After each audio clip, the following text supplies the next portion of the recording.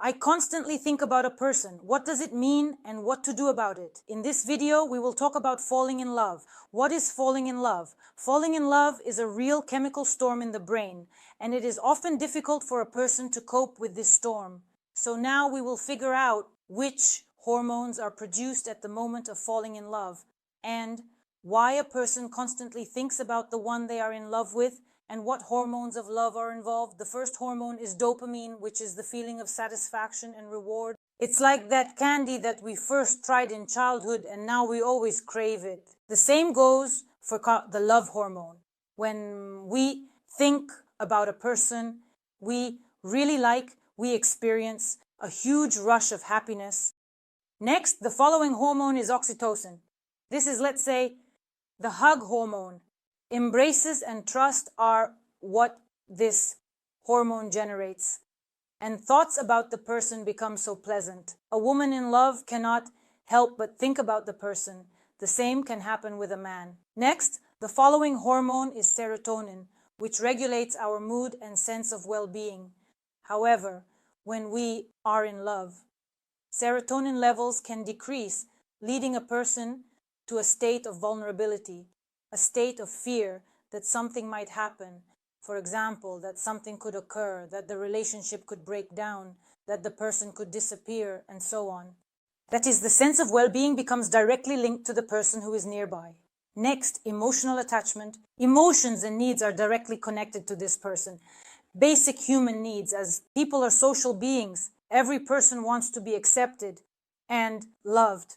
And this is very important. We simply need to feel that we are loved. So when a person enters one's life and feelings of infatuation and love arise, all these hormones are produced and the person feels wonderful. The soul feels good, but at some point fears may overwhelm him, such as the fear that this person might disappear, that these feelings might collapse. What if this happens? What if that happens? These fears often make one think even more about the person nearby because one does not want to lose those wonderful love hormones. Another effect is the Zeigarnik effect. Our brain is structured in such a way that it needs to complete all tasks in a timely manner. But when, for example, relationships begin to develop without a sense of completion, meaning, for instance, people go on dates and communicate, but there is not yet that moment when they are officially a couple or have legalized their relationship, at that moment, the brain needs to complete tasks. The brain of a person in love may constantly think about the person with whom those unfinished tasks are connected. That is, the person constantly thinks about that individual because the brain dictates that they need to finish the tasks. So what should you do if you realize that only your loved one occupies your thoughts and you can't calm down or focus on anything else? So how to cope? And the first step is self-reflection, diving into oneself. Start asking yourself questions. What are you feeling right now? For example, if you are feeling anxious or experiencing some worries or fears, ask yourself why you are anxious, why you are worried, why you think you might lose this person if you have fears of loss. Ask yourself about all your feelings. Spend some time within yourself. Why are you, for example, worried about something or anxious about something, or what are you really afraid of? And this immersion into oneself provides many answers to those questions. Life becomes easier. That is, when you understand the reason for your anxiety, for example, the reason for your fear, the reason for your worries, it becomes easier for you to deal with it. Next, keeping a journal. This is a great way to manage emotions. For example, you started to worry about something, or for instance, anxiety has risen, or there are some fears. Start writing about why you are anxious right now. What caused this anxiety? What emotions are triggering this anxiety? And why you are feeling these feelings? And write until your hand gets tired. When you reread what you have written, you will find answers to many of your questions. You will feel better. Just give it a try, and it really helps a lot.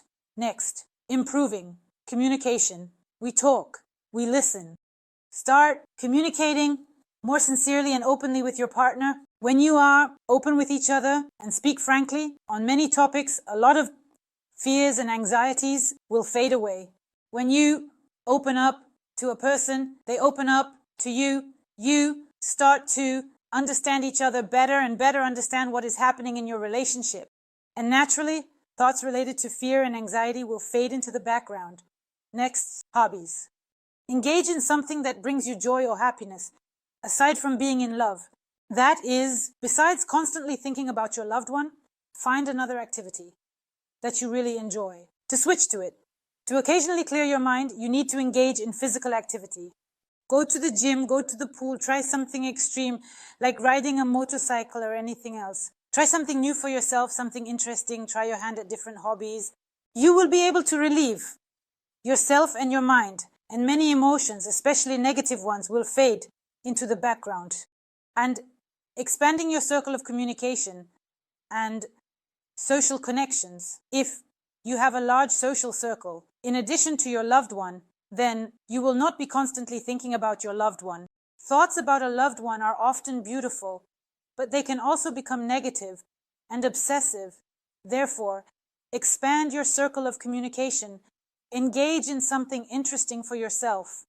Attend interesting and captivating events to develop, progress forward, and live your interesting life. And then there will be no room for the fears that arise in your life. That's all for this video. I was Alice Vardomskia. I hope for your likes and subscriptions. Write in the comments what you would like to discuss in my new videos. Don't forget to hit the bell, and goodbye everyone.